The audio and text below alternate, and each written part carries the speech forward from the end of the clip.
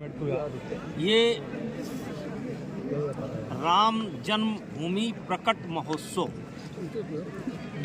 और ये बहुत पुरानी समिति है। जब रामलला विराजमान हुए थे सन 1950 में, तब से आज ही के दिन एक शोभा यात्रा निकलती है और उसी शोभा यात्रा में शामिल होने के लिए आज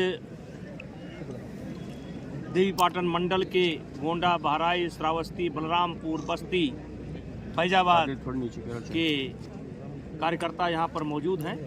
चूँकि संख्या को सीमित रखना है और इसमें अभी माननीय मुख्यमंत्री जी का कार्यक्रम इस समय चल रहा है, तो व्यवस्था की दृष्टि से उनके जाने के बाद हम लोग यहाँ से निकलेंगे और क्षीरेश्वर नाथ जो भगवान शिव का मंदिर है वहाँ से यात्रा प्रारंभ होगी और पूरे रामकोट और राम जन्मभूमि की परिक्रमा करके इस यात्रा का समापन हो जाएगा।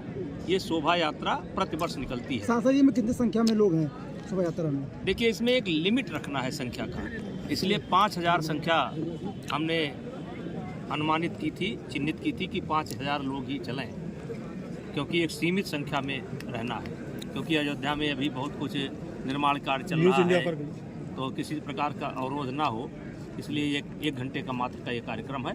इस समय हम लोग सरजू जी के एकदम किनारे उत्तरी छोर पर, आप अयोध्या से कह सकते हैं कि एयर दूरी 2 किलोमीटर पर हम लोग बैठे हुए हैं और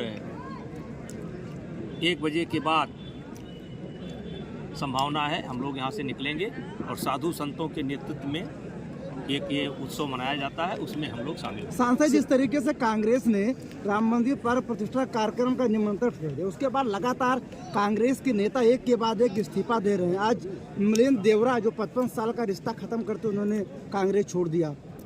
देखिए, जाको प्रभु दारुण दिख दीना, ताकि मत पहले हर लीना।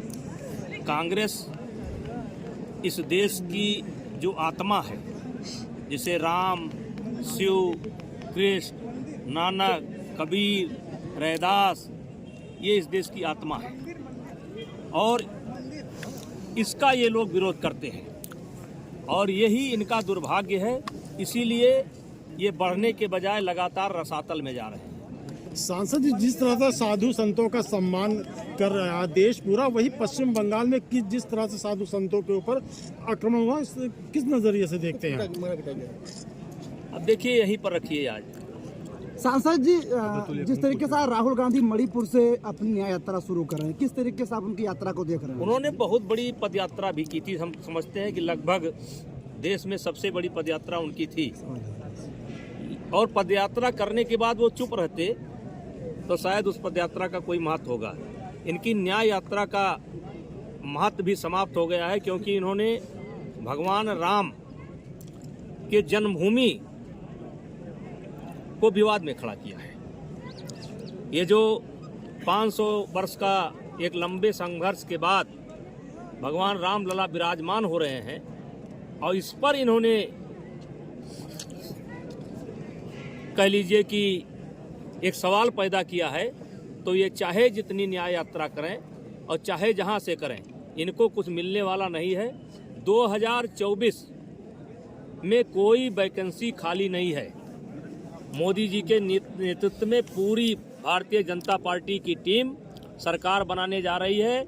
चाहे मणिपुर से शुरू करें, चाहे बंगाल से शुरू करें, यहाँ पर कोई वैकेंसी नहीं है।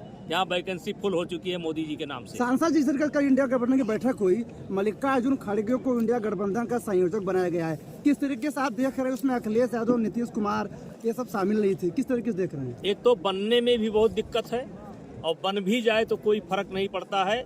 मैंने बताया कि 2024 ही नहीं, हमको तो 29 में भी कोई वैकेंसी देश में खाली नहीं दिखाई पड़ती, जो राहुल बाबा के लिए हो या विपक्ष के लिए हो, कोई वैकेंसी खाली नहीं है। माननीय सांसद जी, उत्तर प्रदेश में एनडीए गठबंधन कितनी सीटों पर जीत रही है आगामी? मैंने बता दिया, कोई वैकेंसी खाली नहीं है। पूर्ण बहुमत की सरकार बनने जा रही है। सर, न्योता को उन्होंने स्वीकार कर लिया है, उन्होंने कहा कि हम प्रतिष्ठा के बाद में आएंगे। ये अपनी अपनी राय है, उसको विवाद में ले जाने की आवश्यकता नहीं है। बस देखिए, आज कलयुग है, कलयुग में 5000 वर्ष अभी बीता है। ब्रह्मा जी से इस सृष्टि की उत्पत्ति मानी जाती है। 17 लाख कुछ हजार वर्ष का सतयुग था, 14 लाख कुछ हजार वर्ष का त्रेता था, 12 लाख कुछ हजार वर्ष का द्वापर है।